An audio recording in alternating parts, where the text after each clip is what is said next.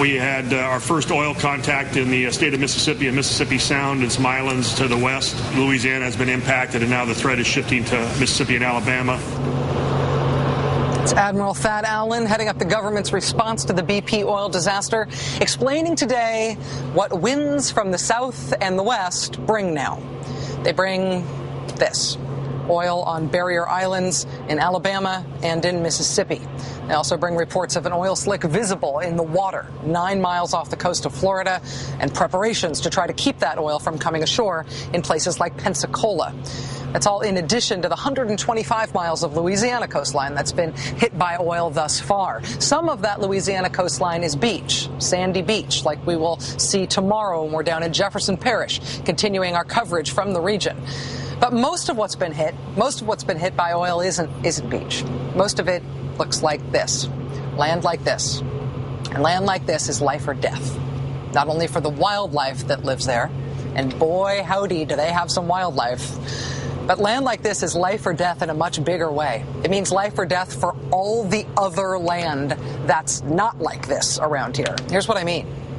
When there's a hurricane coming onto shore from the sea, the storm pushes water ahead of it onto the shore. It's the storm surge. The storm surge is like a high tide from hell. It can be incredibly destructive. When Hurricane Katrina hit this region 5 years ago, here's what a 20-foot storm surge did to Chalmette, Louisiana. Look at that.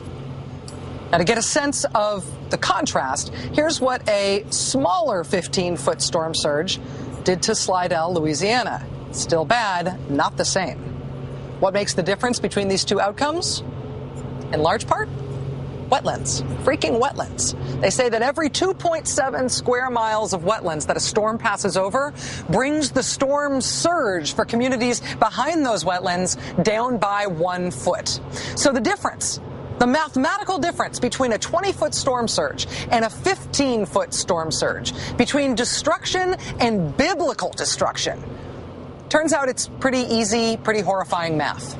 If every 2.7 square miles of wetlands saves you from another foot of storm surge, then the difference between ending up like Chalmette and ending up like Slidell is roughly 13.5 square miles of wetlands as protection.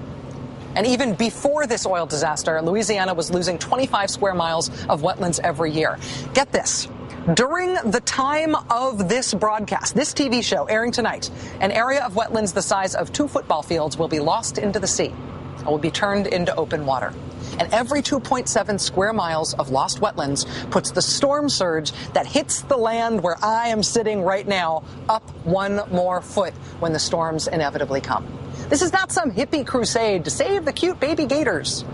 This is the survival of a piece of our country.